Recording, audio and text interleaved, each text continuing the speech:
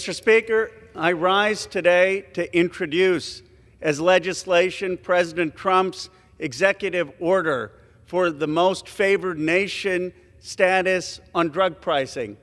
My legislation will codify President Trump's executive order, which basically says that Americans should not pay more for drugs than people in other countries and other parts of the world.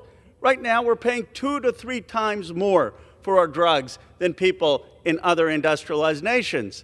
Now, this executive order, codified by the legislation, will allow our cabinet secretaries to put pressure on Big Pharma and make sure that they are not price gouging, and will allow for the importation of cheaper drugs. So you ask, why do we need the legislation?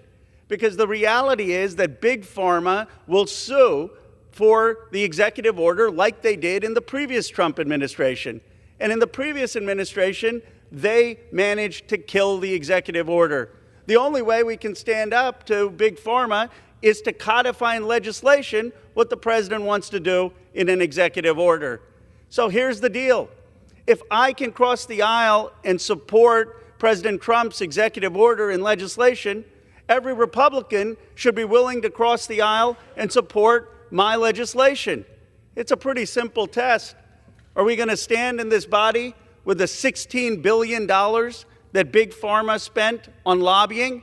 Or are we going to stand with the American people?